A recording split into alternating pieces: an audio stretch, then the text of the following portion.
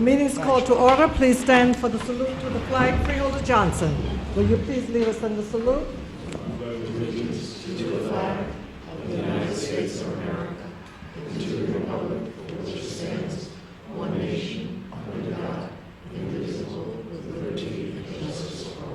Remain standing for a moment of silence.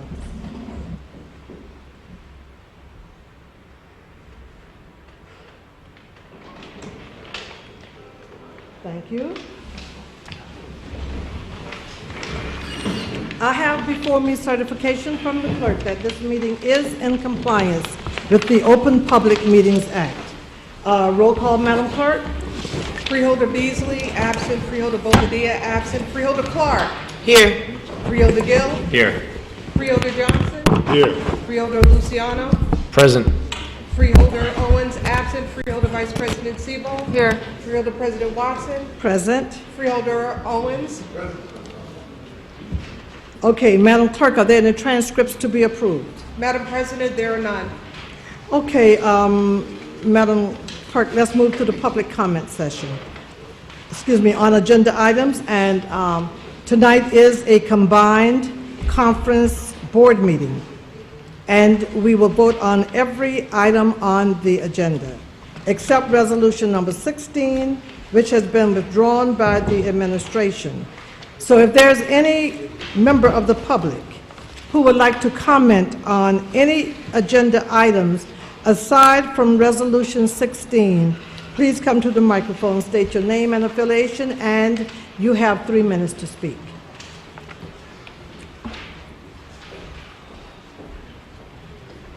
There's no one wishing to speak at this time on agenda items.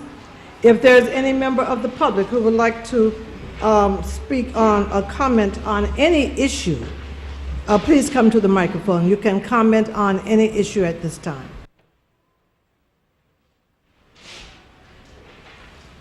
Okay, Madam Clerk, let the records show that there's no one wishing to speak at this time.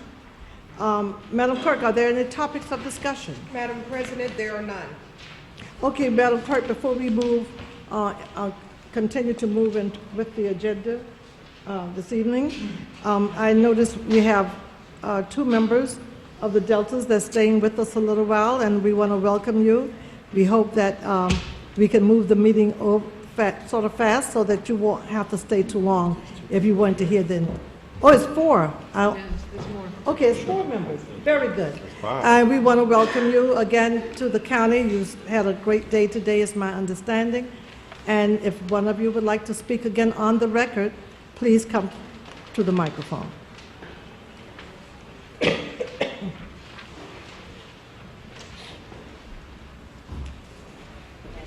Yes, please, right from there. And state your name and affiliation again for the record. Someone is coming to adjust the mic for you.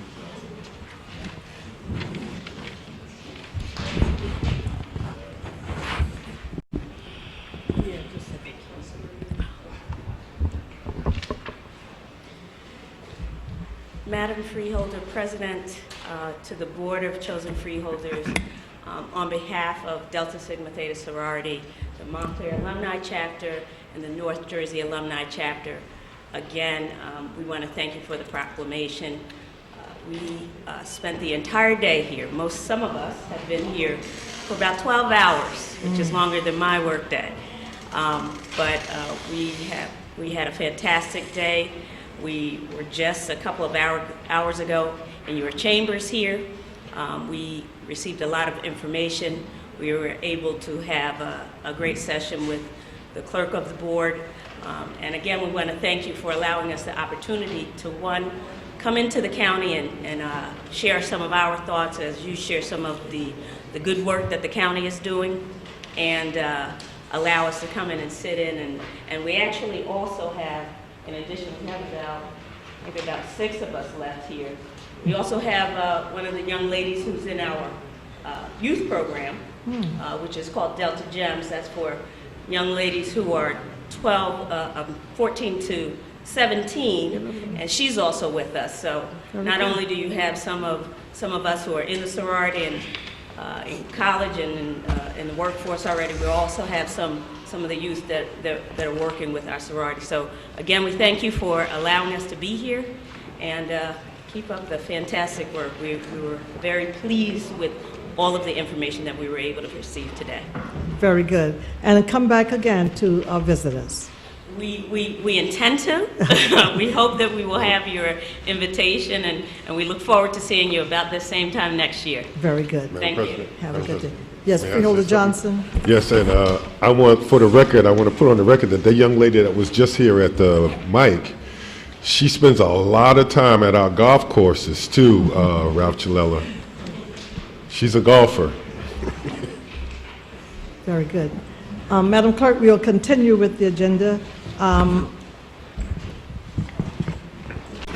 Let's move to, do we have no topics of discussion, right? So we'll move to the public hearing on ordinance number O-2013-00013. Please read it. Public hearing on ordinance number O 2013-00013, ordinance establishing a fee schedule for the Essex County Clerk's Office.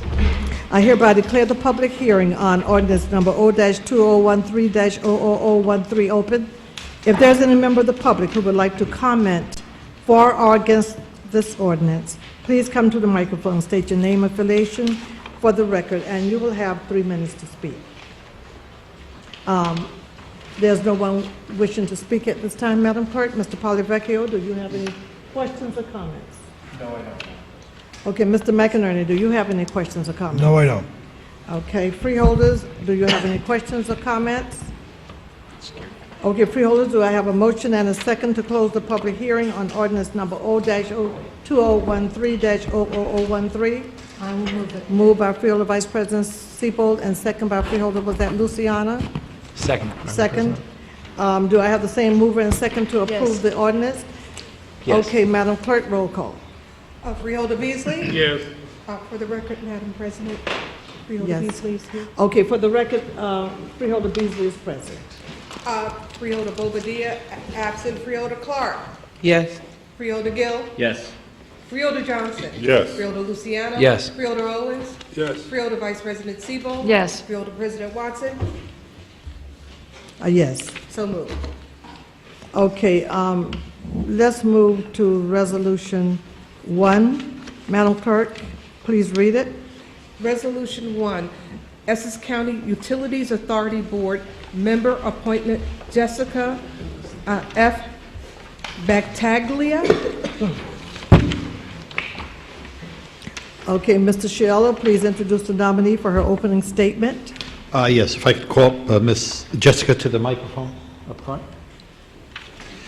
Madam President, Jessica Battaglia will be filling a vacancy on the Essex County Utilities Authority Board, and her term will run through January 31st of 2018.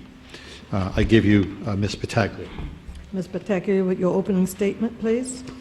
Thank you, board members. I happily accept the appointment. I have been a longtime resident of Essex County.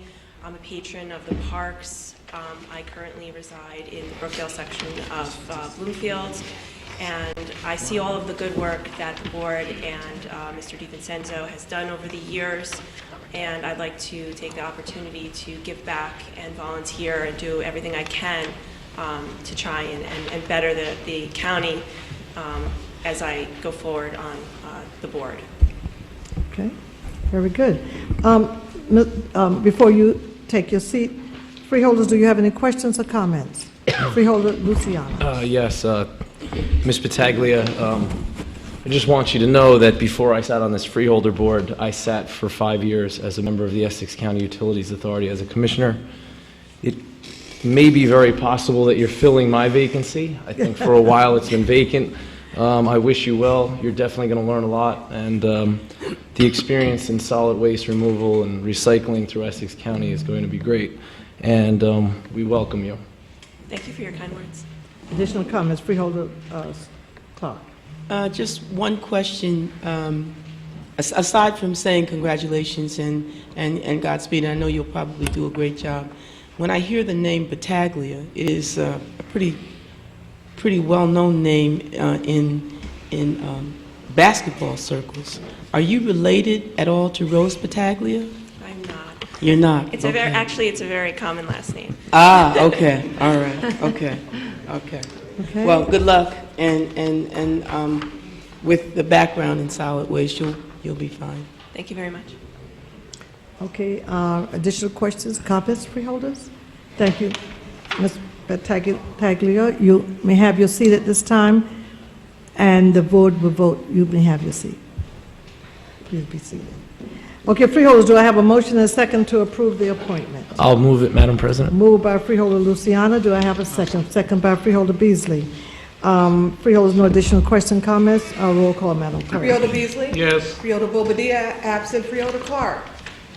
Yes? Freeholder Gill? Yes. Freeholder Johnson? Yes. Freeholder Luciano? Yes. Freeholder Owens? Yes. Freeholder Vice President Sebo? Yes. Freeholder President Watson? Yes. So moved. Congratulations, Ms. Battaglia, for your resume. Just looking at your resume, I'm certain that you will do a great job at the ECUA as a commissioner, and I look forward to working with you. Best wishes and good luck. Madam Clerk, let's move to Resolution 2.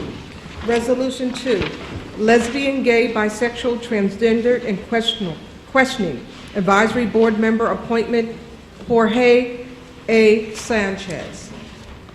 Okay, Mr. Shayla? Yes, if I could call Mr. Sanchez up to the mic. Mr. Sanchez will be replacing Carl Reel as a member of the LGBTQ Advisory Board.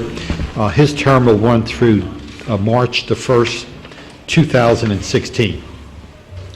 Okay, thank you. Mr. Sanchez, would you like to make a statement at this time? Yes, Madam President and freeholders, I happily accept this appointment. I have been a resident of New Jersey for the past 3 years, and I was chairman of the LGBTQ caucus at Rutgers Law School. I'm currently an associate at the law firm of DeFrancesco Bateman, and I'm happy to continue my work on behalf of the LGBTQ community of Essex County. Thank you. Very good.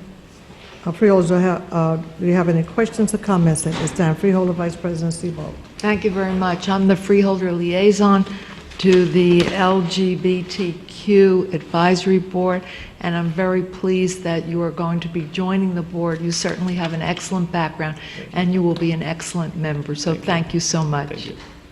Okay, thank you. Additional comments, questions, freeholders? Freeholder Clark. Thanks for your willingness to serve. You got your work cut out for you. Yes. Not so much in Essex County, but in the state, so good luck. Okay, thank you. You may be seated at this time. Thank you. Freeholders, do I have a motion and a second I'll to move approve it. the appointment? Is moved by Freeholders Vice President Sebo and second by Freeholder Owens. No additional comments at this time. Roll call, Madam Clerk. Freeholder Beasley? Yes. Freeholder Bobadilla, absent. Freeholder Clark? Yes? Freeholder Gill? Yes. Freeholder Johnson? Yes. Freeholder Luciano? Yes. Freeholder Owens? Yes. Freeholder Vice President Sebo? Yes. Freeholder President Watson? Yes. So moved. Congratulations, Mr. Sanchez. Your resume is very impressive, and I look forward to learning of your contributions to the work of the advisory board. Best wishes and good luck. Thank you for your willing to serve. Let's move to resolutions 3, 4, and 5. They are all reappointments to the Essex County Vocational School Board. Please read them, Madam Clerk. Resolution number 3, Essex County Vocational School Board member reappointment, Kevin Ryan. Resolution number 4, Essex County Vocational School Board member reappointment, Christopher D. James. Resolution number 5, Essex County Vocational School Board member reappointment, Salvatore Carnovale. Okay, freeholders, it's been our practice not to require individuals who are currently serving on boards to come before this board and commissioners to appear before the board. So again, we're only voting on the reappointment on the three, Mr. Ryan, Mr. James, and Mr. Carnevale. That's why they're not here tonight. So freeholders, do you have any questions or comments on these three reappointments? Freeholder Vice President Sebo. Thank you very much. The Essex County Vocational School Board is really important to me because I served on that board for approximately 6 years, and we have 3 excellent people who are being reappointed. And what's so wonderful is that they come from 3 different towns in Essex County, and it pleases me to see so much of Essex County represented in various committees for the county. So this is just wonderful. So thank you very much. And unless someone else has something to say, I'll move it. Okay, do we have any other questions, comments, freeholders at this time? No additional questions or comments from the Board of Chosen, from the freeholders? We'll ask Freeholder, Madam Clerk, Freeholder Siebel moved it. Do I have a second? Second. Second by Freeholder Gill. No further questions or comments on the motion. And freeholders, we are taking Resolution 3, 4, and 5 together as one. So roll call, Madam Clerk. Freeholder Beasley. Yes. Freeholder Bobadilla, absent. Freeholder Clark. Yes. Freeholder Gill. Yes. Freeholder Johnson. Yes. Freeholder Luciano. Yes. Freeholder Owens. Yes. Freeholder Vice President Siebel. Yes. Freeholder President Watson. Yes. So moved. Okay, Madam Clerk, we'll take Resolution 6, 7, and 8 together.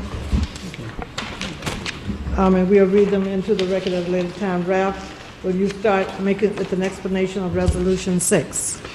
This is Office of the County Council, an amendment to a professional service contract with the Wolf Sampson Law Firm regarding the Essex County Correctional Officers PBA Local 382 versus the County of Essex, January 1 through December 31st, from $75,000 to $105,000. We are adding $30,000. The board probably should be familiar through your council that the county was awarded a summary judgment at the trial level regarding this matter, and it has been appealed by the plaintiffs. We do have Mr. Paganelli present if the board has any additional questions. Okay, Mr. Paganelli, will you please come to the microphone?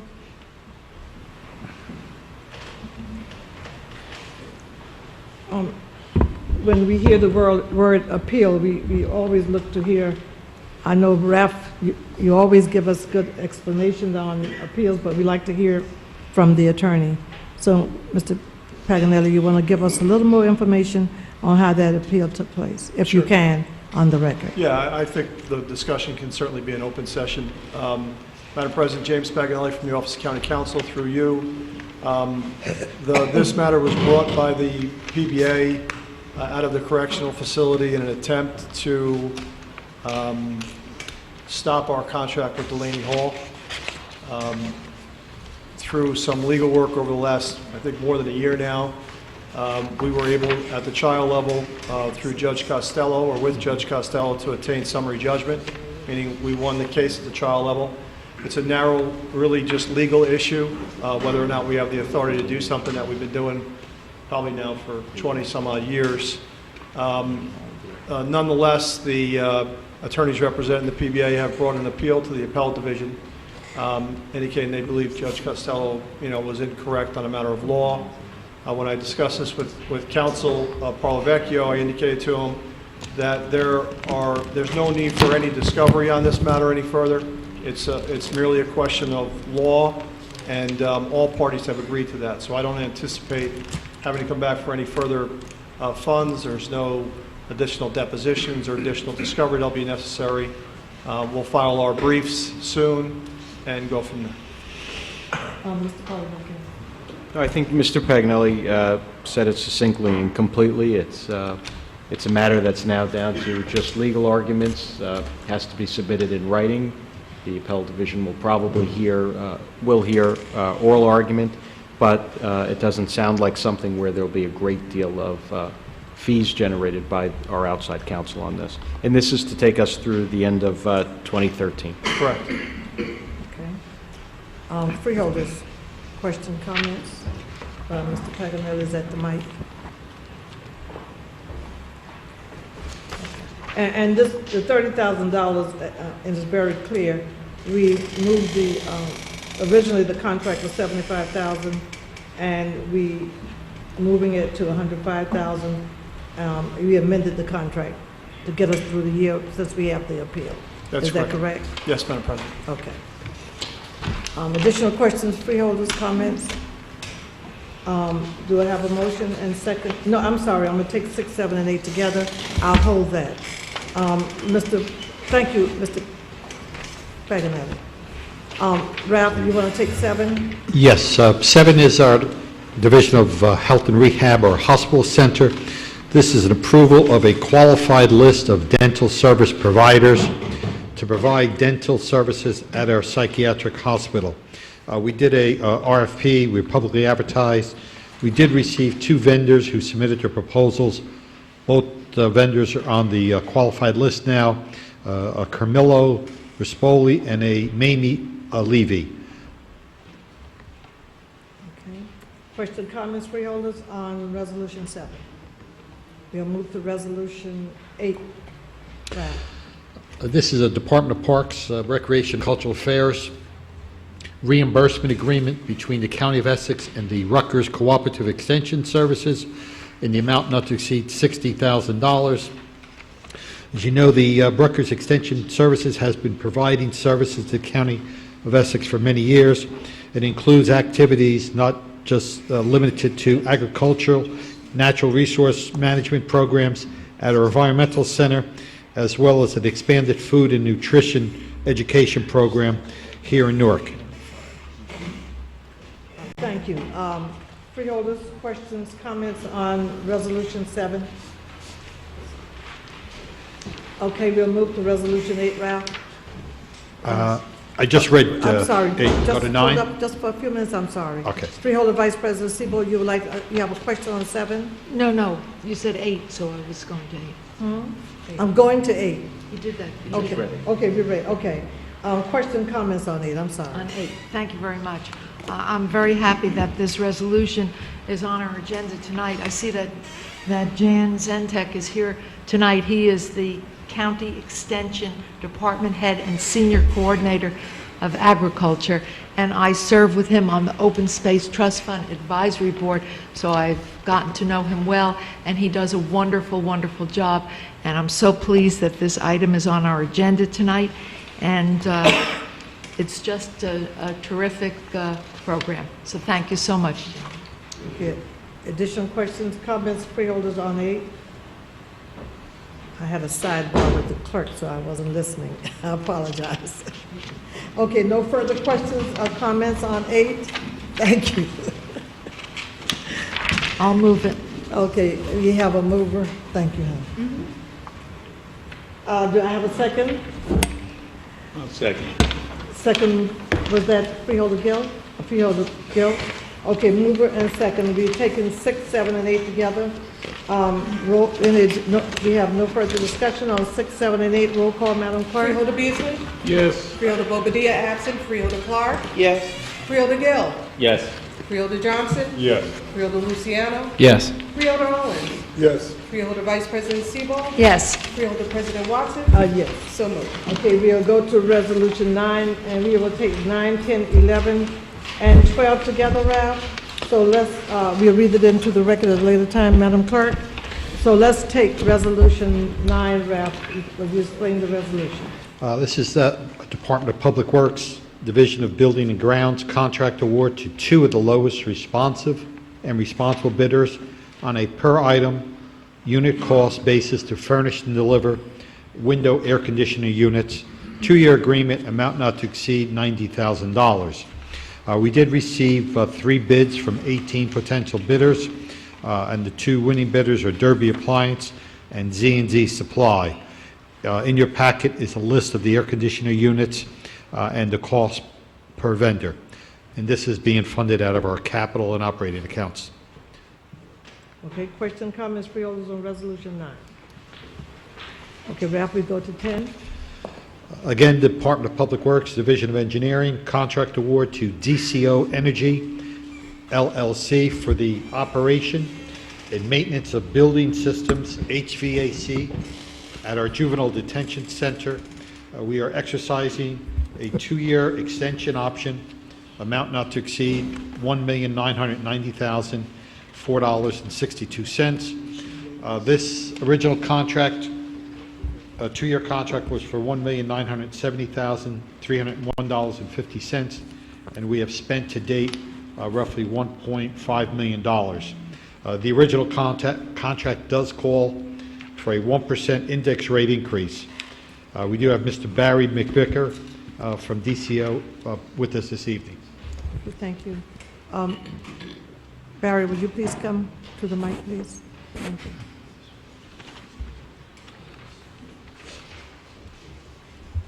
Would you like, before we ask for questions or comments, would you like to add any additional comments to the information that we just received from Mr. No, Shea? Madam. Barry McVicker, DCO Energy. No, that's pretty much what Ralph said. Okay, Mr. McInerney. Yes, thank you, Madam President. This is also resolution number 11 as well, is also with DCO for the hospital center, the same type of services from what I'm reading the resolutions. The administration indicated that last year the contract was for $1,970,000, and to date they have expended $1,005,000. So I know there's a portion of these contracts that have a, I think it's a parts and material and labor piece to them that when we started these contracts, they were around $100,000, and then you would spend up to that amount. If you didn't need it, you didn't get charged that. Is that still in place in this contract? And if it is, could you tell me what that number is, what that optional number is? When I say optional, what is that piece that could fluctuate the parts and repairs and labor? Is that a question to Ralph, or is that a question? If you could answer it, that would be fine. Well, there is a part for maintenance, and there's a part for materials and labor. So the materials and labor is always going to fluctuate depending on what the needs of the building are. So that, yes, there could be money on the other side. But what is that, and maybe the administration knows, what amount is that in the contract? As I said, as I remember going back a ways, it was around $100,000, and I don't know what it is. Couldn't find it. It's here now. Mr. Howe is here, Vice President of Operations. He may be able to answer a little better than I could.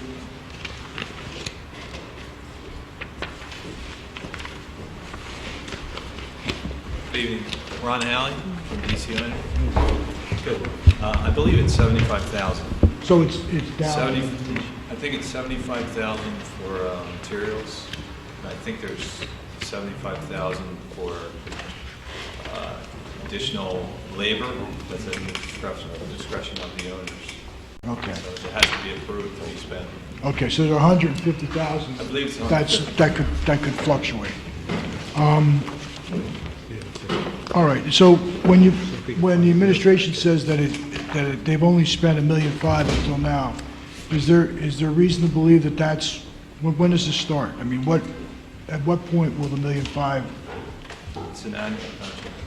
Right, I know it is, but I'm just saying, when you say it's $1.5 million, is that what it cost us for last year? Through you, Frank,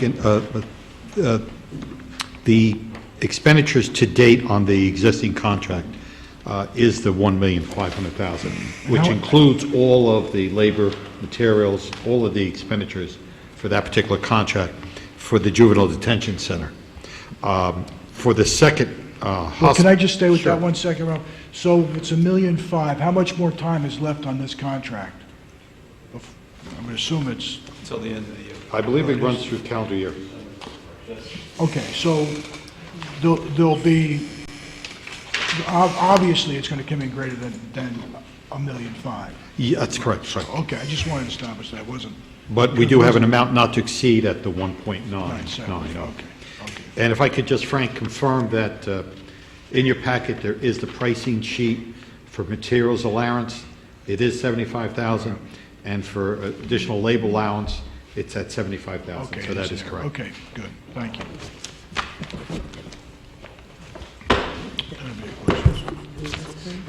We still have the same qualified people with the required licenses. I think there was a fireman's license. Electrician. Right, okay. So all those are still on board at this point? That's correct. Okay, thank you. Very good. Any comments on- No. No, Madam President. None. Okay, freeholders, do you have any questions or comments on Resolution 10? No additional questions, comments? You may be seated, and thank you for the additional information presented to the board. Do I have a motion? No, we'll take 9, 10, 11, and 12 together, so let's go to 11, Ralph. 11, again, it's the Public Works Department contract award to DCO Energy for the operation and maintenance for building systems, HVAC. This is for a hospital center, again, exercising a 2-year extension option, amount not to exceed $4,006,435.65. This, too, has in the original contract, a 1% index rate increase. This particular contract that is currently in place was for $3,996,768. What's been totally spent on that contract to date is roughly $3.3 million. And like the juvenile detention contract, there is also a component for $75,000 for materials, as well as $75,000 for additional labor. Okay, Mr. McInerney? So the only increase that we're looking at is the contractual increase of 1%. Through Madam President, that's correct. Okay, thank you. Okay, freeholders? Freeholder Clark? Is this the same organization that, or same entity that does the jail as well? Through you, Madam President, yes, they are. That's down on Duramus, across the street from... Yes, DCO, yes. Okay. And this represents a...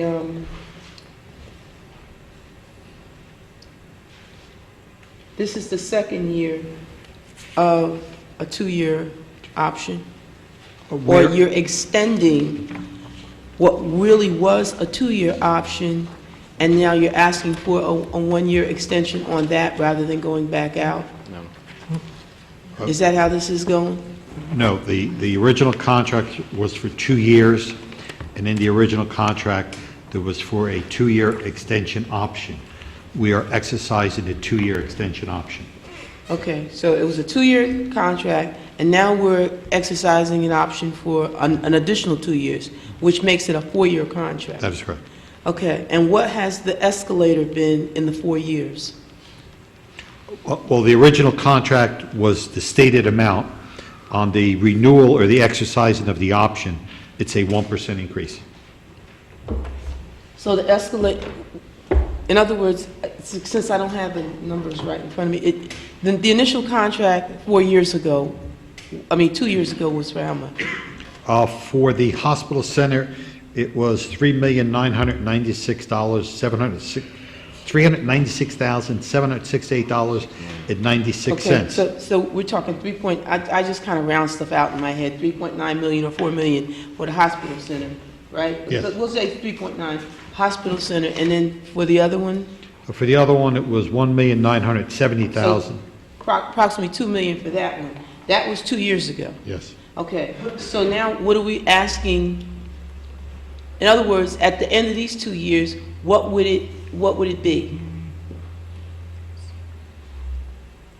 For the hospital center, $4,006,435.65, and for the detention center, $1,990,004.62. So the detention center is really not changing much over time. Well, they're both a 1% increase, whether it's the hospital or the detention. They both are realizing a 1% increase from the previous contract. The only reason I'm saying that is because if the hospital is at 2 now, and 2 years from now, with the extension of this, we're only looking at 2 million again, that's not changing. But the hospital center is at 3.9 now, and we're looking at 4.6, so it is changing. It's not 4.6, it's 4,006,000. 4,006,000. Not 4,600,000. It's 4,006,000. Oh, so, okay, I see what you're saying. Yeah, like closer to 4 million. So it's minuscule. It's 1%. Gotcha. Okay. Okay, for the record, Freeholder Bobadilla is present, Madam Clerk. Additional question, Freeholder Clark? Yes, ma'am. Are you able to keep these prices where they are? Because when Mr. Levesque was here, I just kind of remember us talking about buying off the grid and stuff like that. But this is not for that. This is actually for HVAC maintenance, correct? This is for building maintenance operation of all of the systems that are operating at both the... Okay, so it's not actually for supply, it's actually for maintenance. Mm-hmm. And now, does that mean then that it's possible that we won't spend all of this? That's a possibility that we will not spend the full contract amount. That is Okay, possible. well then my last question is, that's good, actually. I mean, because it's what we need, so we'll spend what we need and not more than that. The question then, the last question I have is, have we spent what we've allotted in the past? Or have we like not gone up to the maximum amount that we had available to spend? Unfortunately, I don't have that information at my present If you would- time, but we will supply the board the history of the contracts and what they're originally let for and what the total spend was at the end of those contracts. Fantastic. Thank you, Mr. Chilolo. Mr. McInerney. Wouldn't the only variance, though, be any play within the two amounts, the 75,000 for labor and the 75,000 for materials? I mean, other than that, we're looking at a fixed contract for the other amounts, correct? That's true. So- True, but I think what Freeholder Clark is asking, if on those allocations for additional materials and labor, have we spent the entire amount? Okay, no, I know that, but that's the only play you could have in this contract, is what you have 75,000, up to 75,000 in labor and 75,000 in materials. So if you don't spend all of that, you know, if you don't spend any of it, it'll be, the most it could be is 150,000 less. Okay? I mean, and I hear you. I just know that in that, at one of those facilities, we had some issues. And so, you know, we may very well have spent the entire amount, but if we didn't have any issues per se at the other one, we might have had some left over. That's all I'm asking about.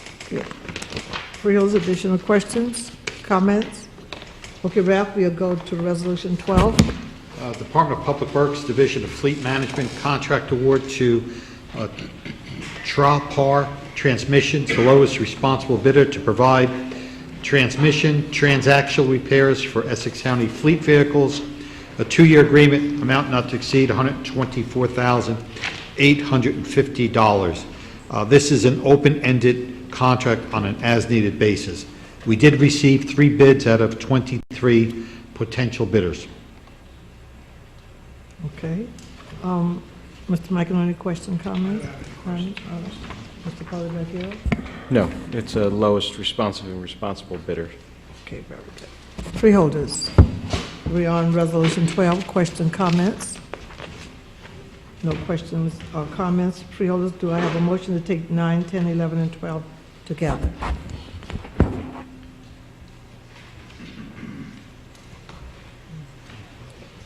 I'll move it. Moved by Freeholder Vice President Sebo. Do I have a second? Second. Second by Freeholder, I hear 3 seconds. I looked over at Freeholder Beats, was it Freeholder Owens? Yes. Freeholder Owens, second. No further discussion, roll call, Madam Clerk. We're taking 9, 10, 11, and 12 together. Freeholder Beasley? Yes. Freeholder Bobadilla? Yes. Freeholder Clark? Yes. Freeholder Gill? Yes. Freeholder Johnson? Yes. Freeholder Luciano? Yes. Freeholder Owens? Yes. Freeholder Vice President Sebo? Yes. Freeholder President Watson? Yes. So moved. Okay, Madam Clerk, we'll take Resolution 13, 14, and 15 together. We'll read it into the record at a later time. Mr. Shello, we'll start with Resolution 13. 13 is a budget insertion from the State of New Jersey Office of Homeland Security, $398,208. This is to help build, maintain, and sustain the county's capability to prevent and detect and deter and recover from incidents of terrorism.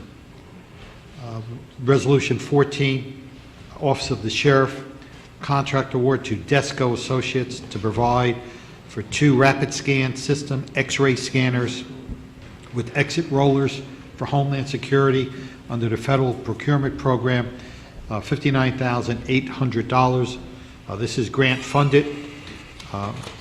Resolution 15, Office of the Sheriff, contract award to Millennium Products to provide for 2 NetVision mobile remote video surveillance trailers for Homeland Security under the Federal Procurement Program, amount not to exceed $74,500, and this is grant funded. Okay, freeholders, we question comments on 13, and we'll take 13, 14, 15 together. Question comments on 13, 14? I have a question. Oh, I'm sorry. It's okay, just on 14. Oh, you want questions on 14? Mr. Chilella, the X-ray scanners, will they be placed in a particular building or location? Yes, one will be placed at 60 Evergreen Place in East Orange, and the second will be at the east entrance, the public entrance at the Veterans Courthouse. Okay, so presumably they're replacing outdated or some of the older models? They are, the Evergreen piece of equipment is a replacement, and the Veterans Courthouse is an additional unit. Additional, okay. Thank you. Very good. Okay, no additional questions on 14? We'll take 15. No additional questions on 15. Need a motion and a second to take 13, 14, and 15 together. I'll move it, Madam Freeholder President. Luciano moved it. Do I have a second? Second. Second by Freeholder Bobadilla. No further questions, comments, freeholders, roll call, Madam Clerk. Freeholder Beasley, absent. Freeholder Bobadilla. Yes. Freeholder Clark. Yes. Freeholder Gill. Yes. Freeholder Johnson. Yes.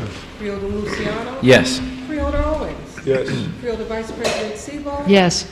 Freeholder President Watson. Yes. So moved. Freeholders, Resolution 16 withdrawn by the administration. We'll take 17, 18, and 19 together. You'll read into the record at a later time, Madam Clerk. And Ralph, we'll start with the explanation and questioning on 17. 17 is our Department of Economic Development, Division of Community Development, grant approval from the Department of Housing Urban Development to operate our Essex County Emergency Solutions Grant, formerly known as the Emergency Shelter Grant, amount not to exceed $324,963. There is a list of projects in your packet for various organizations, ranging from Salvation Army to YMCA, Interfaith Hospitality, and the Restoration Center. Resolution 18, Department of Economic Development, Training and Employment, Division of Housing Community Development, grant agreement with the United States Department of Housing Urban Development for the 2013 Home Investment Partnership Program, amount not to exceed $822,390. This is for rehabilitation and new construction of low and moderate income housing units for single and multi-family dwellings. There is a list of proposed projects in your packet. They are currently under review. And Resolution 19, Department of Economic Development, Division of Housing Community Development. Again, grant agreement with the Housing Urban Development 2013 Community Development Block Grant Program, $4,711,432. This is a one-year plan for housing, social services, infrastructure improvements, and homeless assistance. The projects are listed in your packets. Okay, we'll start with Resolution 17. Mr. McInerney, do you have any questions? No questions. Freeholders, questions, comments on Resolution 17? Freeholder Clark, with that, Freeholder Clark, did I see your hand? Yes. Okay, Freeholder Clark. Actually, I guess it would be,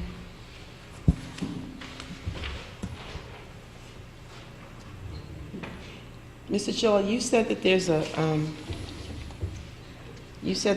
a, something attached to to show us what the projected projects are? Yes, for Resolution 17, it's under Attachment A. For Resolution 18, it's under Attachment A. And for Resolution number 19, it's Attachment B. Okay.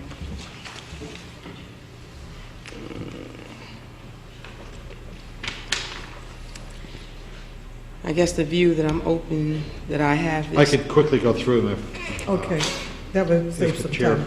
Thank you. For Resolution 17, the agencies are Interfaith Hospitality Network for rapid rehousing, as well as shelter operations, the Salvation Army for shelter operations and drop-in center, the Restoration Center for housing assistance, and the YWCA's for emergency residential case management.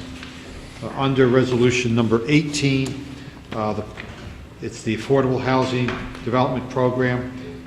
The projects that are currently under review include the cerebral palsy of North Jersey, the CAPC out of Orange, and New Communities Corporation out of Newark. And for Resolution number 20, it's an extensive list. It's primarily the municipalities ranging from Belleville up to West Orange, and they range from ADA improvements to capital improvement projects, as well as some nonprofit organizations for various capital improvements, roof repairs, counseling, and as a such, and that's to the tune of $4.7 million. This is on number 20? Number 19. On number 19? Yes. Okay. Number 19 is the one where it's various municipalities and then balance of county, and we handle balance of county. Is that one? Through you, Madam President, yes, you're absolutely correct, but it's also for nonprofits that service county Okay, so even if programs. they happen to reside in an area that gets their own CDBG allocation, it's conceivable that a nonprofit who actually resides within that region could still be funded by us. Yes, I believe that is the case, because we do have organizations that are part of the other direct funding from HUD. Okay, and which one is funding the CDCs? None of these. None of these? 17, 18, 19 really does not. None of them are like, for instance, okay, so none of the CDC programs throughout the county in any of the municipalities have their notice of obligations, have we received the notice of obligation for them? And if we have, is there a reason why we have not begun to fund them? I'm not sure of the question. For, let's say, Montclair Neighborhood Development Corp. That's not part of these. They're not part of these three funding streams. I understand that. What I'm asking is, have we received notice of obligations for them? Because in order for us to fund these, we have to receive notification that the funding is available, and then the funds come to us, and then we disperse it. The same thing is true with community development funding. We have to receive a notice of obligation that, you know, the funds are available, and then we then disperse them to the various agencies. And I'm just curious as to whether or not we've received notification from either the federal government or the state government that that funding is in queue, and we can then disperse it. That's exactly what 17 and 18 will accomplish. The CAP agencies that you're referring to is resolutions 20 and 21. Okay. Okay, so So we are dispersing funds for them. Because initially, when I asked that, we said, Under 17 and 18 and 19, cap agencies have nothing to do with it. Gotcha. They're Okay. in the They're in 20 and resolutions 21. 20 and 21. Okay. Okay. Okay. Additional questions, freeholders?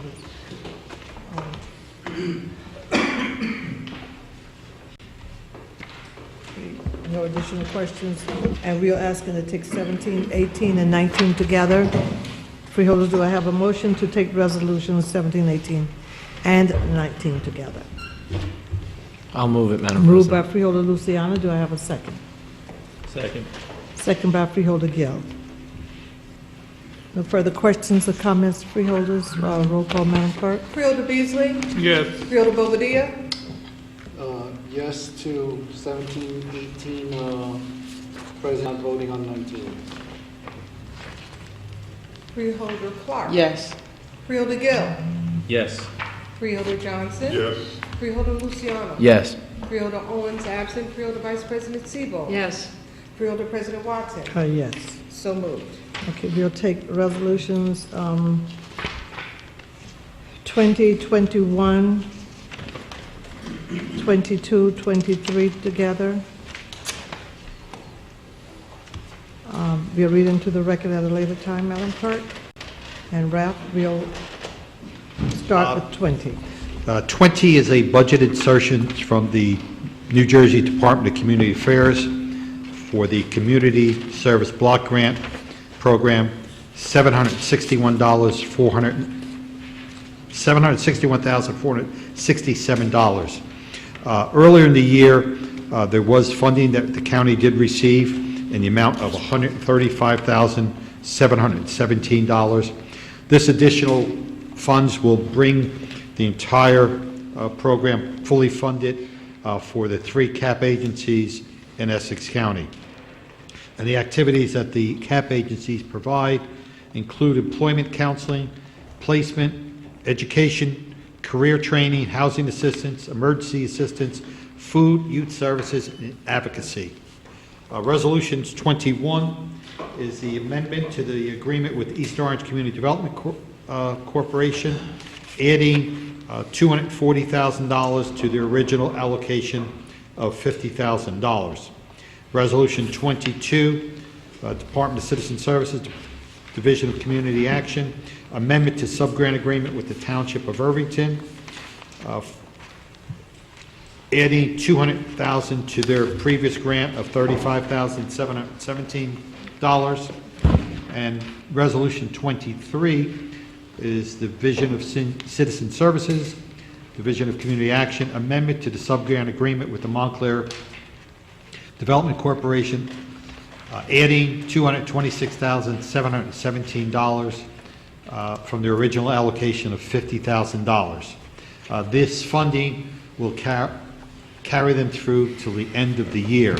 Unfortunately, the way the federal government issues these funds, they provide a small portion of the funding early in the year, and the bulk of the funding comes as we are introducing tonight.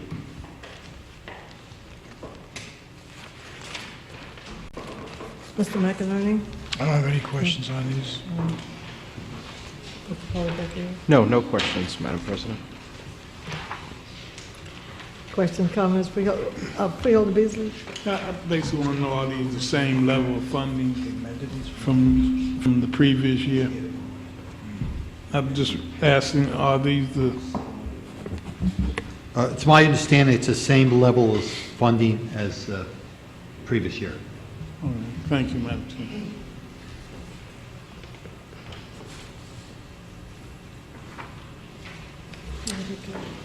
Yes, Freeholder Gill. Thank you, I Madam don't know President. why I'm looking over on this side.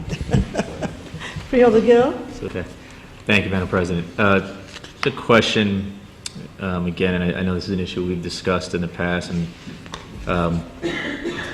so these organizations are going to get this money now. How quickly? Because I guess the concern that's raised, and I'm not sure if there's anything we can do on the on the county level. This my understanding now, this money needs to be spent by the end of the calendar year, correct? This covers this calendar year 2013? That is correct, but I believe that these services have been provided on an annual basis. Okay. It's just the federal government is now finally getting around to paying the full amount of the grant. Normally in grant situations, you have a large portion up front and a smaller portion toward the latter part of the grant period. For this particular program, it's the exact opposite. Okay. Makes no sense. Okay. Understood. As a follow-up, though, do we have a sense of the timing, though, now, once we move on this, we have to move on this again at the next meeting, correct, right? So, Through you, Madam President, this will be the funds that will be committed for the calendar year of 2013. There will be no extension of time. That'll be under next year's funding for 14. okay. Mr. McInerney? Yeah, so these services would have to have been rendered prior to the amount of funds. So That is correct. how does an organization fund that? I mean, they're somewhat on the line for the amount of the amendment. You're absolutely correct. I mean, cash flow is a serious issue. We're not talking a small dollar amount. We're requesting or asking these agencies to pretty much come up with the bulk of the funding and then wait to get reimbursed. Well, You're it's absolutely correct. one thing to wait to get reimbursed. It's another thing for the other amount to have to go through an approval process if you're not sure of funding. I mean, if you're that far into it, and that you're 226,000 somewhere around there behind the eight ball, what happens if this grant doesn't come about? I mean, then it really leaves the agencies stuck. You're absolutely correct, but I think there is language in the original contract that speaks to the continuation of funding from the federal government. The feds always have a line in there to protect themselves that in the event that Washington does not seek to fund it, then those reimbursements are not available. But typically, it's... Typically, the award is for the full amount that you award a vendor up front, and then you could possibly amend it later on in the year if you want to add to the contract. This is backwards. You're actually adding the bulk of the contract on 3/4 down into the year. So it's backwards. Well, October 1st, I wonder if it has to do with the federal year-end date or something of that. Quite frankly, it has to do with the feds allocating the full portion of their funding for this program. But we can ask our congressional delegation to look into this matter to see if they can change Just how curious. funds are distributed. Thanks, Ralph. Freeholder Gill? Yeah, I just want to follow up. Thank you, Madam President. I mean, there's definitely, and I know this is not an issue up on the county level. I mean, I just raised it. I mean, I can say that I hear from a couple of the organizations that are definitely feel that they're at a disadvantage under this scenario, particularly when the money is being used, I believe, for rental and some utility costs, or for the clients. So. If I can correct you there, this funding primarily covers the administration of those agencies and incidental costs, telephone, Okay. but it's pretty much salaries and wages Salaries and of their wages, employees. okay. It doesn't make it not as serious. I mean, Right. it's still a cash flow issue. Okay. But they are front-loading their salaries and overhead, basically, With those. to implement this program. Okay. These dollars are not for direct services. So that These money dollars do not are cover only any. for the administration for these agencies to Okay. provide services. Okay.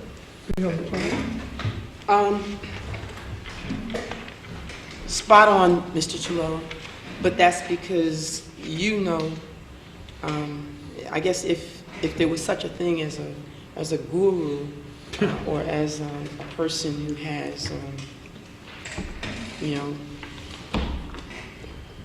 a really good grasp on how these agencies work, that would be you. And so you your assessment is right on. My concern, and then I'll lay it out here now, and I won't put it out there anymore, and I'm laying it out there with the full understanding that there are folks also sitting behind you that are hearing what I'm about to say. That's why my question about notice of obligations was raised. That's germane to disbursement. And if we got it a while back, a month or two ago, then the question would be, why are we just now getting it now to vote on it? Because it is so critical. And we do know what it's for. And we do understand the whole cash flow issue. It's a similar issue that was raised by providers with the Work First issue as to how we disperse. Do we disperse it, in stages, how they're able to draw it down, and the like. And so, ostensibly, if an agency hit a tough patch, a delay of any sort in getting these dollars to that agency could have an incredibly deleterious effect on their ability to function. So I just would like for us to kind of have an idea how quickly we turn this around. Through you, Madam President, we will, I believe there's if I could have Mr. Maurice Brown come up to address that.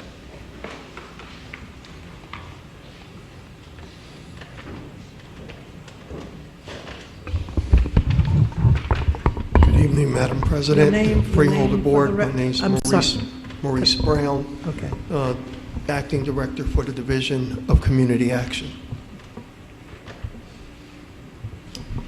Freeholder Clark, you want to repeat the question again? I'm gonna actually truncate the question. What happened between August and now? We received everything. If I may bring Terrence McCoy up, he has the papers with him. He's the manager, and he has the date stamped.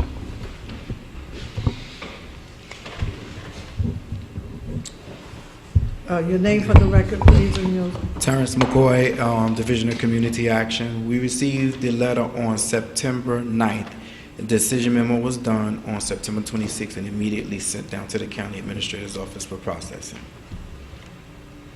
Okay. I'm just looking at something that has an August date. That's the date of the award letter. We have to wait till the award letter gets to us through the mail. Exactly. And the mail could be challenging to get to us. Got you. So I see what you're saying. So the date that the award or the notice is not the date that you received it, and therefore you can't turn it around any faster than you receive it. Absolutely. Thank you very much, gentlemen. Thank you, Mr. Chilolo. Okay. Additional question, Freeholder Yeah, this question is to Ralph. Ralph, we're talking about providers and agencies, having to dole out services and yet relying on these general operating expense funds, that they're waiting on. I mean, is there anything, have we explored all our options to see if we can expedite that process? Have we identified ways or means that we can make this a more streamlined process? I don't think we have the tools in our toolkit that we can affect the federal government. So anything that we could do, obviously, once this board, if they choose to vote on this tonight, we will turn around recs and purchase orders rather quickly. Whatever we can control, we will. However, I would like the board to be very well aware that agencies that do business with the County of Essex, and we've had this across all grant programs. Employment and training is a big one. Agencies should not solely depend 100% on the reliance of the County of Essex through grants. It's not a good sound management way of running an organization. You have to have other sources of revenue. So if for agencies to rely solely on one particular grant, unfortunately, the way the funds flow from the Fed to the state, it's not a good practice. But whatever we can control in terms of turning around requisitions, purchase orders, hand checks, we will make sure that we'll expedite that. Just for clarification for me, when the various agencies put in their grant, requesting the grant, are they aware that if they are successful, that all of the funds don't come in one time? For this particular program that we're speaking of, I believe this has been the practice, if I'm not mistaken. So you've got 3 CAP agencies, and I think the process, if I remember last year, was similar, that the agencies are calling, asking about funding.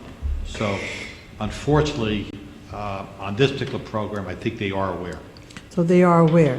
So when They're not happy, but I know they're not happy, but if you make a submission for a grant, particular grant, knowing that the dollars don't come in once you've been accepted, even though you're providing the service, that there's a waiting period from the federal government before we receive it in order to turn the checks around.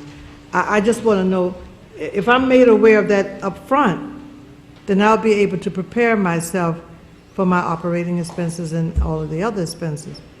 But if I don't know it, and I expect that because I was approved for $290,000, and once I'm approved, I only receive $50,000. I have to wait almost a year before I receive the remaining dollars. My question is, if you're aware of that from the very beginning, then why do you feel that the county is holding up the funds?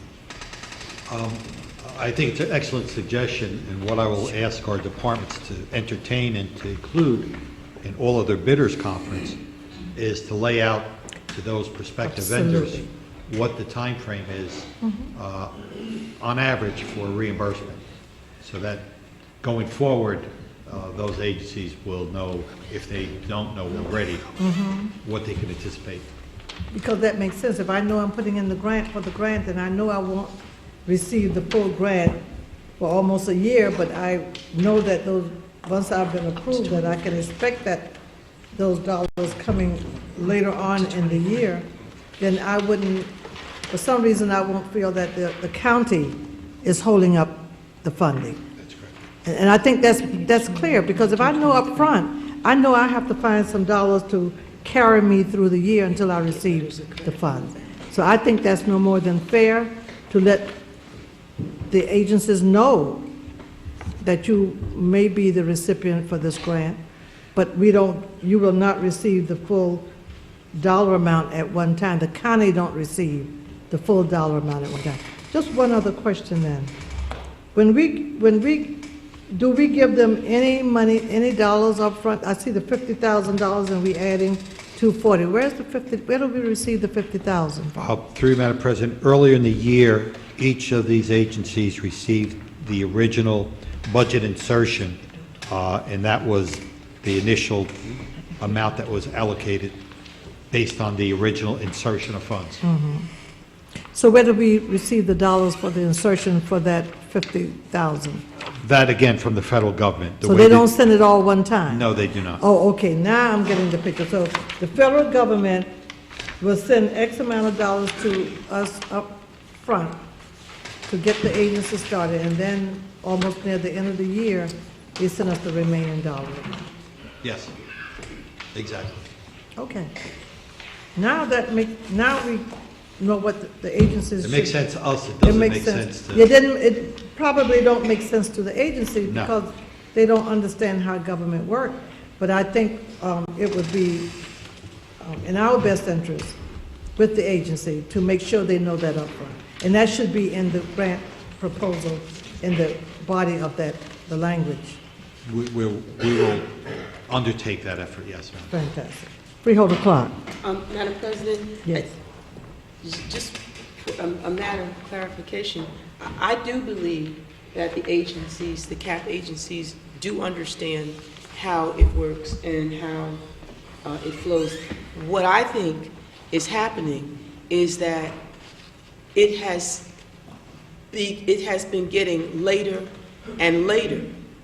That's the problem, because those agencies are old agencies. I don't mean, old people. I mean old agencies, meaning that they've been around for many, many years. And so they are part of that era when those agencies were established, but by, federal guidelines for that very purpose.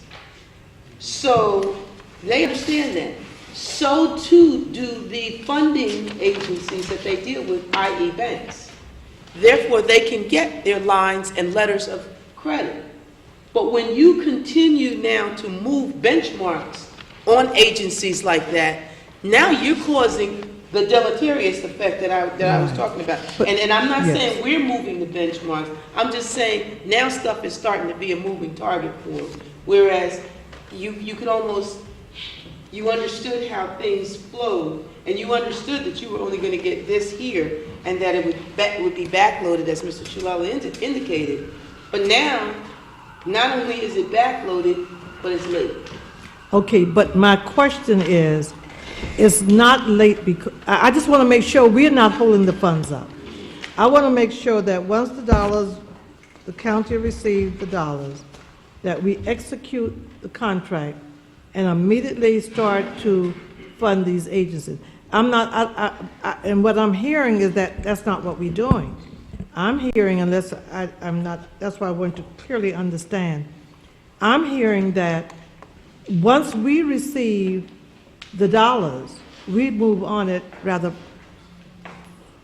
immediately. I don't know if we did that in the past, but I think under the new acting director, he just stated that when we receive it, we move on the grant immediately to get it in place so that we could start getting the checks to the agencies. Am I correct? Maybe I'm still not getting it. That is correct. I think Director Brown has kind of moved it so that we can try to expedite the insertion and then distributing those funds to those agencies. So Director Brown has put in place. However, again, that notice to proceed from the feds, it's for a program that's operating for 2013, for us to get a notice of funds availability and notice to proceed, September 9th, these programs are in operation January 1st. So, let's be clear on that. It's strictly on the shoulders of the federal government. They need to distribute their funds in a more timely fashion. Freeholder Gill. So, Madam President, with that, can I ask you, Madam President, that the administration draft a letter which we can send to our congressional delegation to try to address this problem? And as a follow-up, again, just to be clear about this particular money, can we double check on, or maybe this question can be answered right now about that particular money? The Montclair Neighborhood Development Corporation, of the money that they're receiving, of the $226,000 that they're receiving on their grant. It's my understanding that $50,000 of that is directly for immediate assistance. Is that not accurate? If I could call up Mr. Terrence. Yes, that is correct. That is to help them spend down that money by December 31st. The state gave us permission just one time for them to do that. Okay, so this is not an ongoing thing. I just wanted to follow up on Ralph's. I just wanted to make sure I was clear. So usually this is for administration and salaries, but in this particular instance, part of this money is going to be used for direct client assistance, Right. rental assistance, people who need Rents. help with their utility bills. So how, is that applied to the other two, or is that only? No, it's just, we went to the agencies, we asked each agency, were they able to spend down the money by December 31st? Okay. Montclair said that they were having a difficult time. So we asked them what ways would they be able to spend down their money. They said that they They would wanna like give to it more do directly direct to the people service. rather Right. than So we had to administration. get- I got yeah, it. we had to get special permission from the state to do that because these funds are not really for direct services. Okay, so as a result of that, how quickly can we expect this money to be As allocated? soon as you guys pass the contract, we can Okay. get it to them. So what does that mean, though? Like the next day, the next week? As soon Can as you I get- could get the contract. No, but I'm saying, so if the contract is, if we pass this at our next meeting, when will they receive This the is a money? reimbursable cost. They have to turn in paperwork in order to Back get to you, reimbursed. back to you. I just want to make sure I understand the process. So they have to turn it in? Yes, they have to turn in paperwork to get reimbursed because this is a reimbursable grant. It's not something we are not allowed to give out money in advance. Oh, Excuse me, Madam President. See, that's why I'm confused, because they're asking about how quickly, how we can help to expedite this process, and you're telling me it's on them to expedite this process. So, Well, we spoke to, your agency, Right. I spoke to several times Right. about that, the director there. And it's been an ongoing battle with him and I about trying to show him how the program works and the regulations. He can start doing it as of tomorrow. okay, As soon as we pass, as soon as you guys say it's okay, I can call him and say, it's a green light, you can start. okay. I'll follow up, Madam President, and, I have some additional questions, but I'll follow up directly with the department. good. Thank you, Madam President. Madam President, Freeholder, aren't we voting on Johnson. this? Aren't we voting on this Yeah, today? we're voting on this tonight. So we're voting on this tonight. Yeah, this is board conference. But let me say this too for the record. I think that when people see this in the paper tomorrow, the day after, and everything, they get the wrong perception of this money. They think that this money is for services for them. The people. The people are our constituents out there. But we know it's not because it's explained to us that this is for the salaries and for the workers. But when they see this in the paper saying they just sent this to community action and these programs, the first thing they think is that the money is for them. Well, some of our underprivileged people. Oh, okay. You're saying that if I read the paper tomorrow and it's saying that the freeholders voted on $240,000 for the community service block grant, you're saying that they would think we have $240,000 to help the average Help them with their problems. with their problems. Okay. And that's a perception. Okay.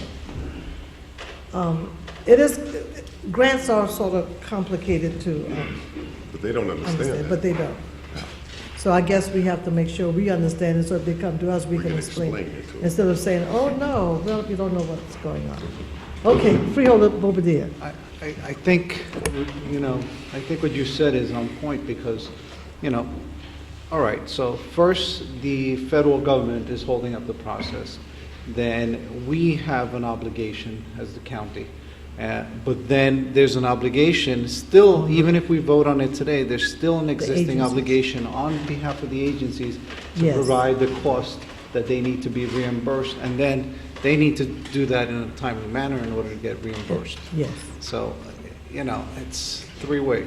it is. And also, we never, ever tell them what their full grant for the year is. We start off with what the state gives us in the beginning.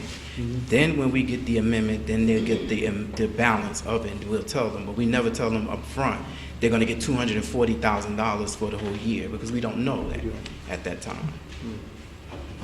So how do you know, they will get the 290,000 because that's what they put in, that's what they originally submitted their request for the grant. No, they So when they receive the letter from you saying that you have the 50,000, you just tell them, you say to them, we have 50,000 for you?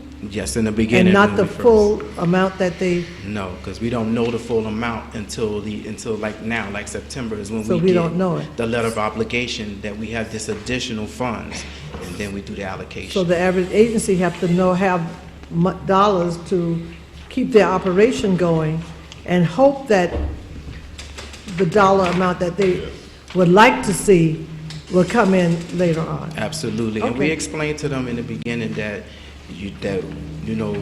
don't look for a big amount until we know. We won't know until we get the letter of obligation Okay, the letter of obligation from the federal government. from the, yes. Okay, all right. So that's good, at least the freeholders understand how the program works. Thank you. Where are we, Ralph? We are on resolution 23 we completed, Let's yes. go to 23. And I think they all are related, right? Yes, they are, Madam President. So the same question will apply, answers apply to 20, all 21, of- 22, and 20, 23. 21, 22, 23. Okay, freeholders, we need a motion to take 20, 21, 22, and 23 together. Moved by Freeholder Beasley and second by Freeholder Johnson. No further comments or questions. Roll call, Madam Clerk. Freeholder Beasley? Yes. Freeholder Bobadilla? Yes. Freeholder Clark? Yes. Freeholder Gill? Yes. Freeholder Johnson? Yes. Freeholder Vice President Sebo? Yes. Freeholder Owens? Yes. Freeholder President Watson? Yes. So moved. Okay. Let's take. Excuse me, Madam Freeholder President. Luciano? I also would like to, yes, in the affirmative.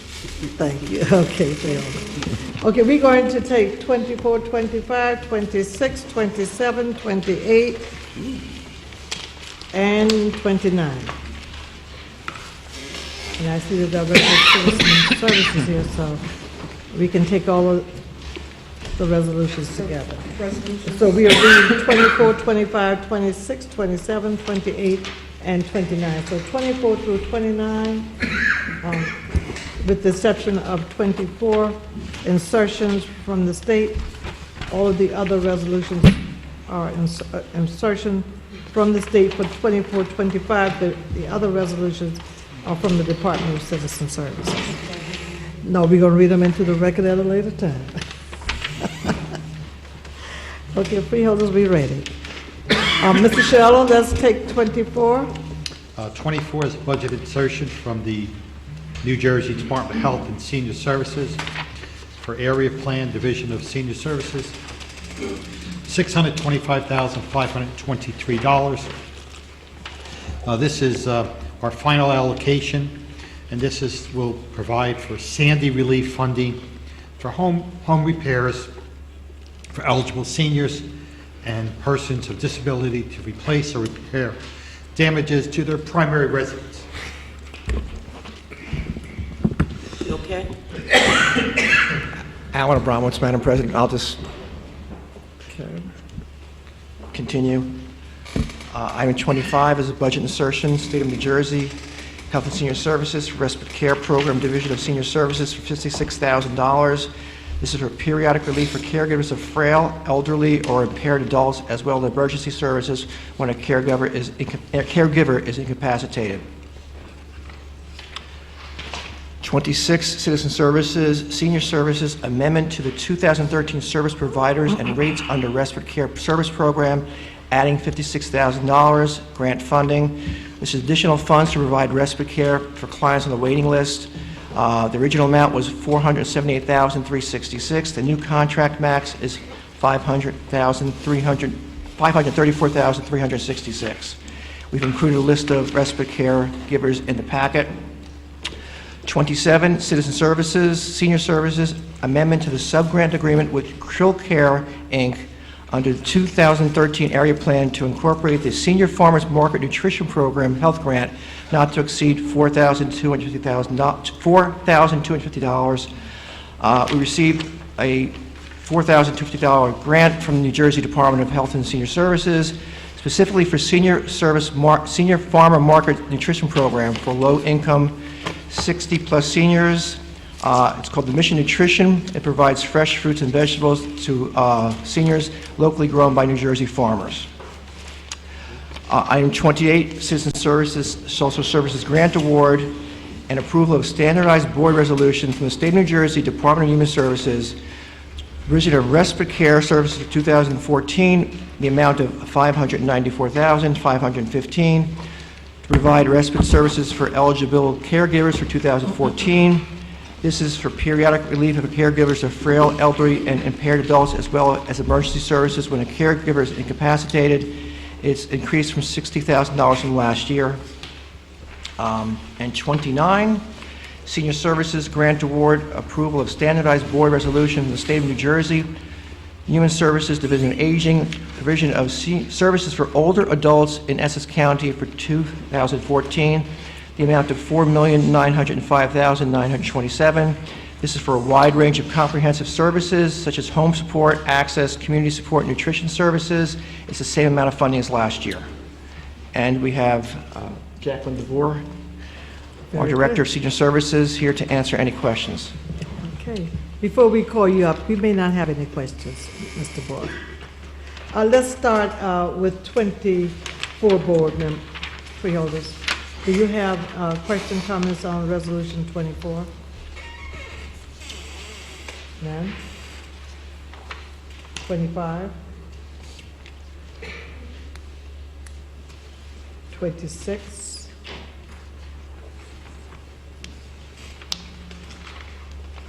27?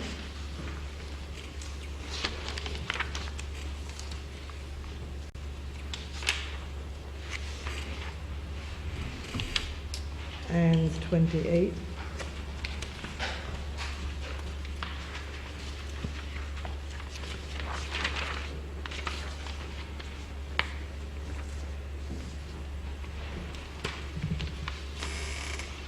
And 29? Didn't I tell you? Well, Carol, you broke our record. That's why I waited until you went through all of them. Okay, Freeholder Clark. I only have one question, Jack. Mr. Ward. Does this in the aggregate, did you lose funding? Yeah. That's what I need. 2014. Oh, would you put your name on the record for us, please? My name is Jacqueline DeVore. I'm the Director of the Essex County Division of Senior Services. Through you, Madam President. Last year, we finally got the results of the 2010 census. And as such, we did not lose seniors in Essex County last year. However, Ocean County, Bergen County, Middlesex County went up by a greater degree. Their numbers were larger. And so they did a new funding formula. And with that formula, we do lose money next year. We're doing everything that we can. I fight all the time. But we fought a really big fight because in the funding formula, things like age, obviously, 60 plus, frail, and poverty level are big indicators. And some of the southern counties want to now change what goes into the formula. So that we always, even when we lose on census, we don't lose because of the amount of poverty that is in Essex County. And so now I am just continuing to fight that they don't put those other variables in the funding formula. So we will lose some money next year. We are working diligently right now to try to patch those holes up, make it work as best we can, and to try to bring in any new revenue sources that we can. Yes, continue. Thank you very much, Madam President. And that's why I waited until the end, because my question really wasn't about each individual one. It was about in the aggregate. And I know that you're a past president of the organization for the state, for the entire state. So I know that your voice, Essex has a seat at the table, if you will, and that your voice is there for, the aging population here in Essex County. I was just concerned about how much you lost and how we have to make it up, because I can recall when we were scared about losing some of those transportation funds, and how we were going to make that stuff up. And then I know with your nutrition programs, the poverty level is what it is. I mean, before, when we were talking to Ms. Davis earlier, that's a real number, 15.6%.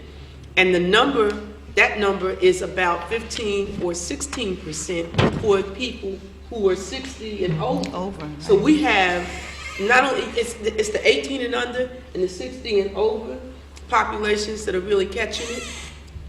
And so, and that's the age group that you are faced with trying to provide for in the worst way. So again, maybe we need another letter. I was just going to say that. Maybe we need another letter. Well, also, asking, just to piggyback on what you're saying, Freeholder, transportation continues to be dire. Right. And, you know, because we depend so much on the casino revenues. That's really where most of our funding comes from for transportation. And I've said it. Aren't doing yeah, I've said it a million times already, but it bears repeating. You know, over the past 5 years, we have lost 30% of our funding every year for the past 5 years. That's 150% of our funding from 2008 till now. So it's really a dire situation. Again, we continue to try to work it as best as we can. And you'll be hearing more from me when I come to you, for transportation, which will probably be next month because the RFP is being answered on Friday. I have an idea. I won't belabor it with us now. I have an idea on how maybe we can figure out something creative to help improve the transportation piece. But it's going to have to take on a life of a shared services kind of a paradigm. So that's just something, it's a suggestion. I don't know whether it'll work, but I'll lay it out there and you guys do what you want with it. Okay. Again, thank you, Mr. Boyd. Again, we can't thank you enough for the job and the work that you do each and every day. And I certainly enjoy my senior wellness day. Absolutely. So continue the good work that you provide to the county each and every day. Thank you. Freeholders, we are taking resolutions 24 through 29. So moved. Moved by Freeholder Clark, and do I have a second? Second by Freeholder Beasley. Okay, roll call, Madam Clerk. Freeholder Beasley. Yes. Freeholder Bobadilla. President not voting on Resolution 26, and yes to the others. Freeholder Clark. Yes. Freeholder Gill. Yes. Freeholder Johnson. Yes. Freeholder Luciano. Yes. Freeholder Owens. Yes. Freeholder Vice President Siebel. Yes. Freeholder President Watson. Yes. So moved. Okay, let's move to resolutions 30, 31, and 32. We'll read it into the record at a later time, Madam Clerk.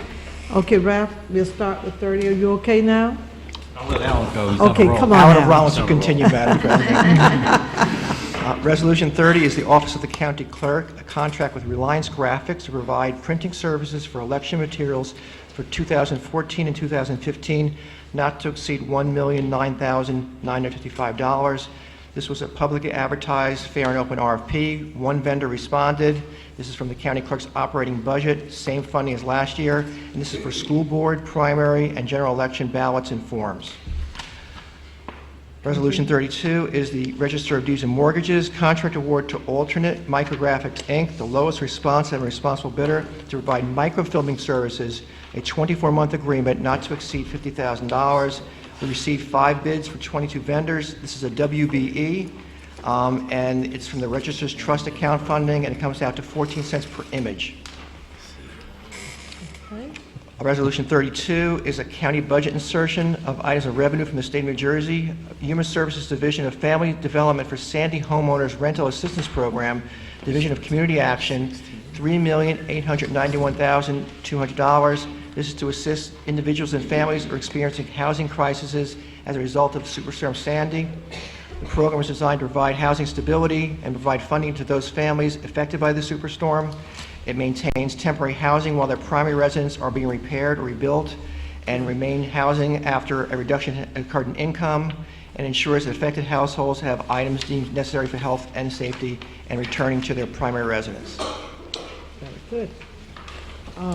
Freeholders, we will take 30, 32 together. Question, comments on 30? 31? And 32? Mr. McInerney, any questions, comments? Not on these, No. no, I don't have any questions. Mr. Collier? No, I don't have any questions. No questions. So freeholders, let's go to, Madam President. yes, Freeholder Gill. Just one quick question on Resolution 30. The 2014 amount for the contract for the printing of materials, so that doesn't include the special election? Or were the printing costs included in the reimbursement that we're getting for the special election?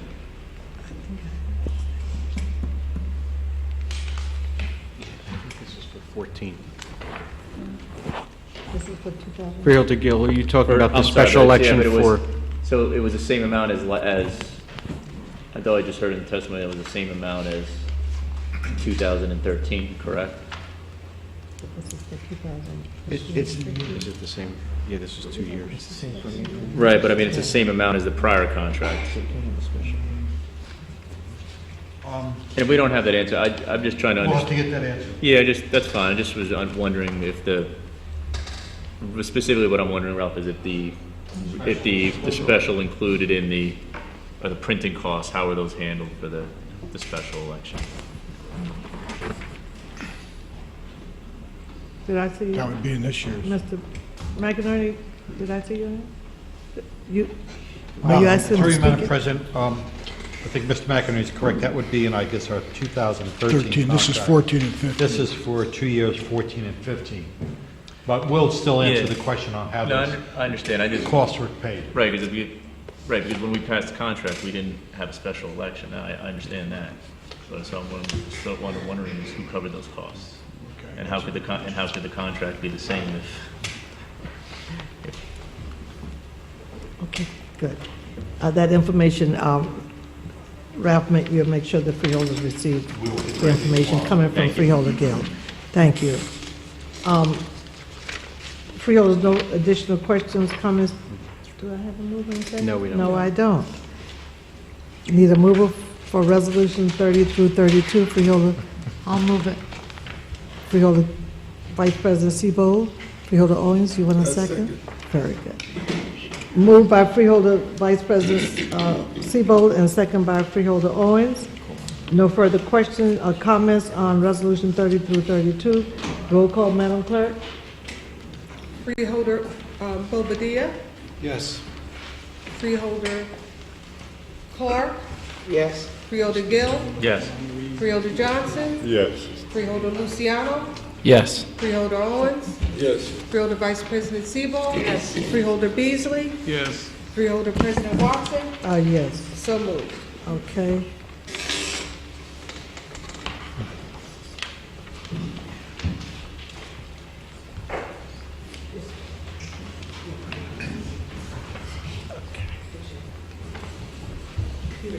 Okay, good, thank you. Okay, we'll continue to take resolution 33 through 43? 44. Oh, that's the added, that's what two more? So 43 through, I'm sorry, 40, it stops at 44 here. Yep. 33 through 44, right? Yes. Okay, not 45. If it's not too late, may I be added to 44? I don't know if it's too late or not. No, it's not too late to be voting on it now. I may be. Okay. Madam President. Okay, so freeholder, Go ahead, Bishop. you wanna Yes. be added also to 44? Yes, and I would like to also be added to 33, 34, and 35. Okay.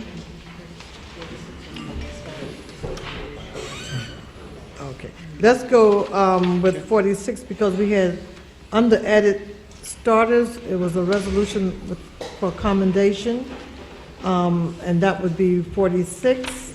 So now we taking 40, up to 45 and 46. No. No. Wow, so 33 to 44 and 46. It was 45. Okay, all right, 30, okay, let's start all over again. We taking resolution 33, 34, 35, 36, 37, 38, 39, 40, 41, 42, 43, and 44, and 46. Okay. The 46 is the added starter. Is that good? Can we make 44 by acclamation, please? Okay, who sponsored it? I did. Yeah. That's no problem. Thank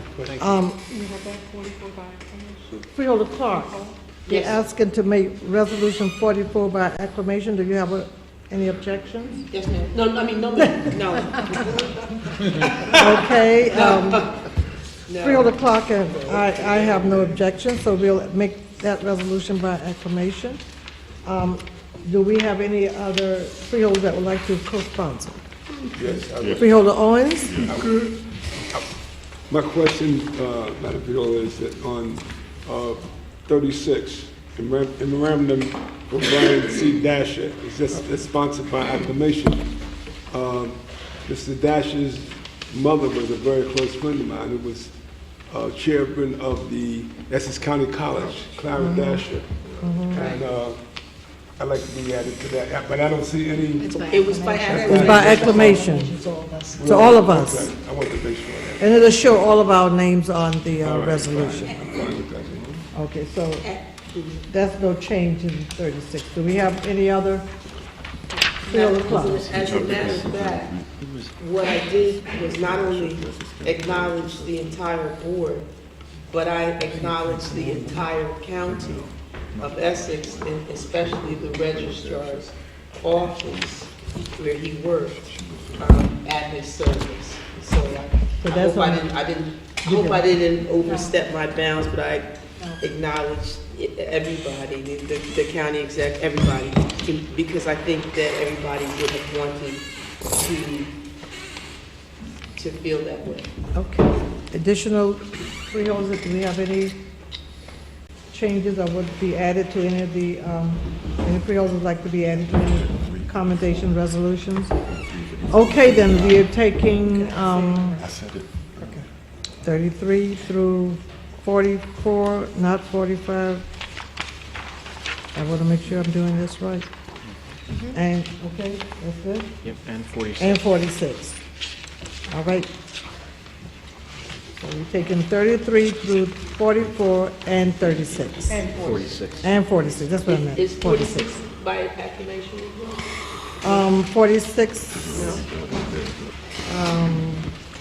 That could be by acclamation. no, it was sponsored, I sponsored. 46 was sponsored by me. Are we requesting that? That was done today. You want to be added to 46? That was given to them already, I wasn't mean, I was thinking we. It was already given to them tonight. So we'll leave it, it's already done. Gotcha. All righty. Do I have a motion and second? So moved. I have a motion by Freeholder Clark. Do I have a second? Second by Freeholder Owens. Roll call, Madam Clerk. Freeholder Beasley? Yes. Freeholder Bobadilla? Yes. Freeholder Clark? Yes. Freeholder Gill?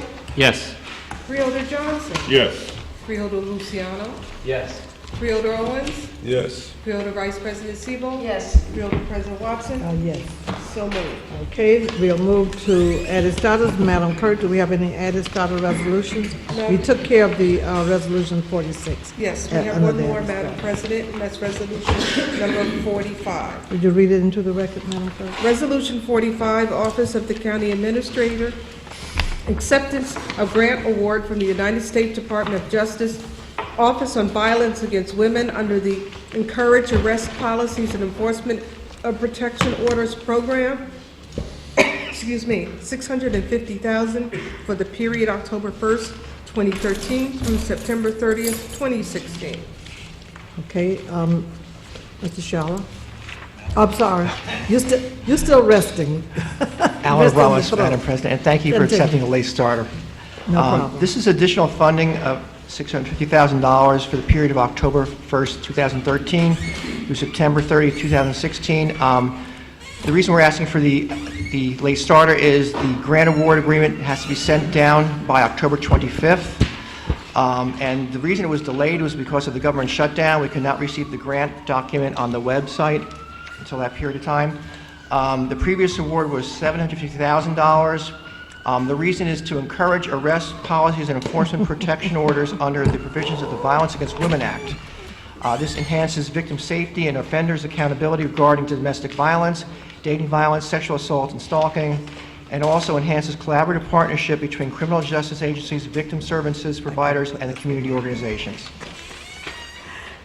Very good. Freeholders, Mr. McInerney, question, comments? Freeholders, do I have a motion to take resolution 40, question, comments, freeholders? Do I have a motion to take resolution 45 at this time? Moved by Freeholder Vice President Sebo, second. I'll second. Second by Freeholder Bobadilla. Roll call, Madam Clerk. Freeholder Beasley. Yes. Freeholder Bobadilla. Yes. Freeholder Clark. Yes. Freeholder Gill. Yes. Freeholder Johnson. Yes. Freeholder Luciano. Yes. Freeholder Owens. Yes. Freeholder Vice President Sebo. Yes. Freeholder President Watson. Yes. So moved. Okay, report of board committees. We had no committee meetings this past week. Legislative reports. Okay, written communication. Let me just share this letter, and Ralph, thank you for sharing this with us. This letter is coming from Kay's Diamond from Essex County Discount Card Program. And it says, good morning, residents of Essex County have been using the discount card program since the program was initiated in August 2012. Last month, Essex County exceeded over $1 million in overall savings, which we believe is a noteworthy accomplishment. Attached, you will find a drafted press release referencing your program's most recent achievement. We hope you will pass this release on to your local media, and Ralph, please make sure we pass this on. Contacts in the effort to remind your residents about the benefits of the discount card program. If you have any questions or need further assistance, please do not hesitate to contact me. And it's for prescriptions. You remember we initiated the prescription drug program to assist our residents on how to receive discounts on the discount card for their prescriptions. So it's paying off. Our residents, they're using the discount card program. Freeholder Clark? Yeah, I think back when there was trepidation as to whether or not we should even get involved in this. Nothing could have been a better deal for us. Can I just ask this question, Ralph? I know that there was some opportunity, I think, for some remuneration, if you will, to come back towards the county, or no? Have we been able to realize? And it would be very, very minuscule, but have we been able to realize anything because of the huge success of the program? That was this is the second one. Through you, Madam President, the previous prescription card program, if you recall, the county received 50 cents for every prescription that was filled. However, there was a lot of problems with that program. This particular program, it's cost neutral to the county.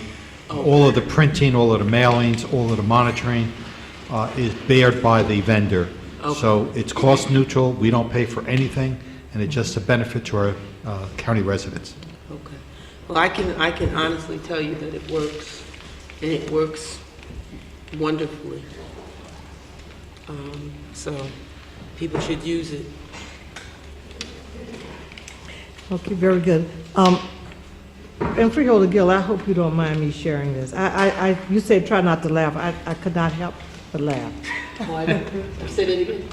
And Freeholder Gill sent this memo out. He said try not to laugh. But I have to share this with the other freeholders. I don't know if you received your copy yet. Yes.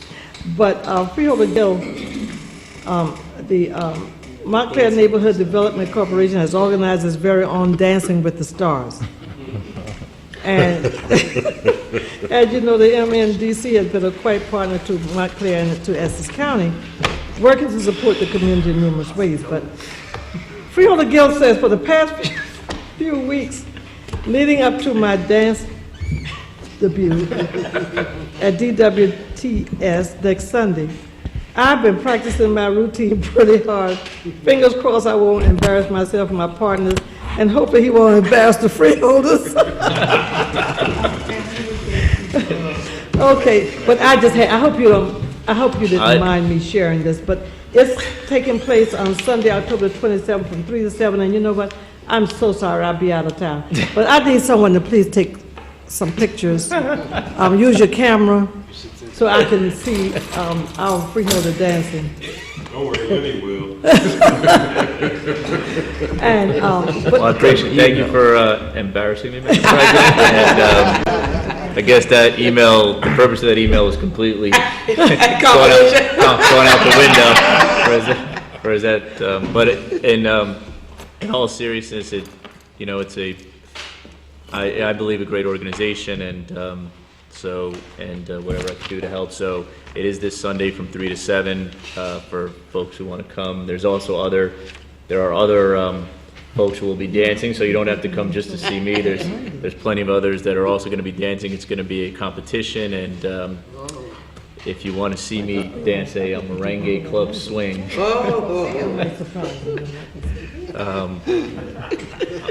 What dance are you doing? I'm doing a merengue club swing. Oh, you know what? No. You know what? I have to find a way. I'm going to have to find a way to take my plane on Well, Monday. I'm attempting to do a Bobadilla, merengue are you club his swing. dance teacher? Are you teaching him the dance lessons? Bobadilla? No. No? It's a hybrid method, I'm not known. That was just so funny. When I saw this, he said, don't laugh. I don't know how he tried not to laugh. How could I not laugh? But we will Thank you for all your try confidence. to support you, Freeholder. So Freeholders, those of you that can support Freeholder Gill, please try and support it. Okay, let's move on. We almost done, Freeholders. Our last meeting, October the 9th, Freeholder Clark and Freeholder Gill and Freeholder Watson asked some questions about Resolution 13. The memo was sent to the administration, response on the 11th. So we all should have received the response by now. And other business, Freeholder Clark asked the administration to be vigilant and monitoring federal and state transportation funding to be sure the county receives as much as possible. Freeholder, the memo was sent on the 10th. We did not receive a response, but I'm sure they will take your advice and be vigilant in monitoring federal and state transportation funding.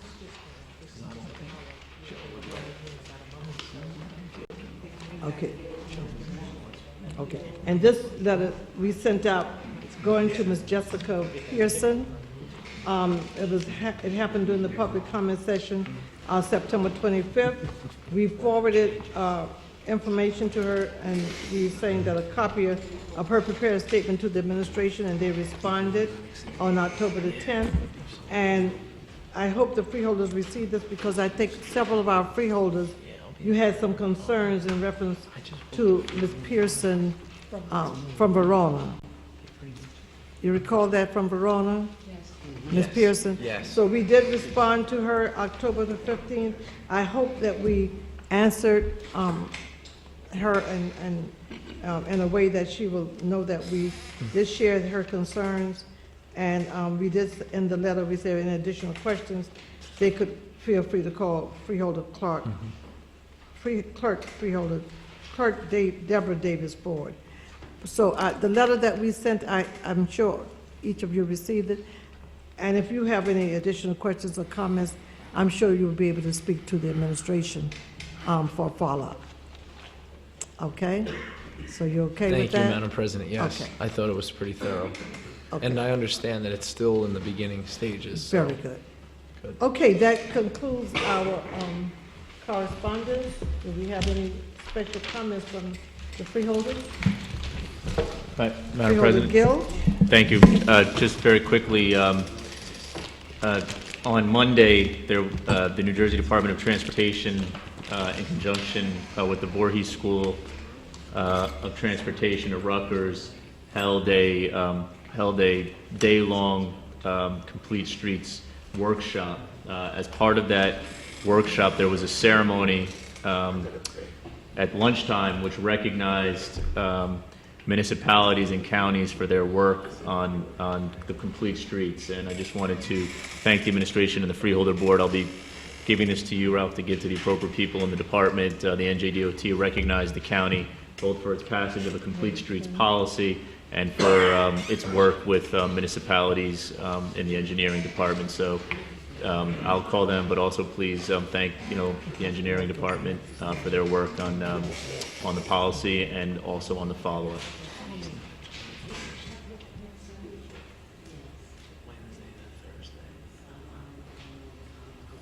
Okay, you just want to remind you guys that the staff will let you know about the Heart Walk. And remember that the Freeholder Board, we always make a contribution towards the Heart Walk. And make sure you see the clerk for Friday. We will be recognizing one of our employees that passed away with heart trouble. And we will be walking for Bernice. So make sure you see the clerk before the week ends. Any additional questions, comments? Oh, response to repairs at the Weekwee Park. This I definitely would like to make sure we announce that on the Elizabeth side of the park near the playground, many boards was missing on the benches. Repairs needed and was completed. And this is from the result of our meetings, Mr. Shiala? Yes, Madam President. Very good. And it's my understanding that we repaired, let me see, do I have that? We did repair the benches. It was completed. Yes. And then next to building number 92, there's a broken table. The repairs needed was completed. So it's our Monday, is it Monday meetings, Freeholder Johnson and Freeholder Owens, along with with Mr. Shiala, along with Mr. Wadu and Mr. Freeman. I think the meetings, we have a really great relationship and we're getting things done in the park. So we thank you guys for attending the meetings and following up, and the administration for following up on everything. Okay? All righty. Do we have, I think that's all I have to report. So do I have a motion to adjourn? Second. Motion second. Really good.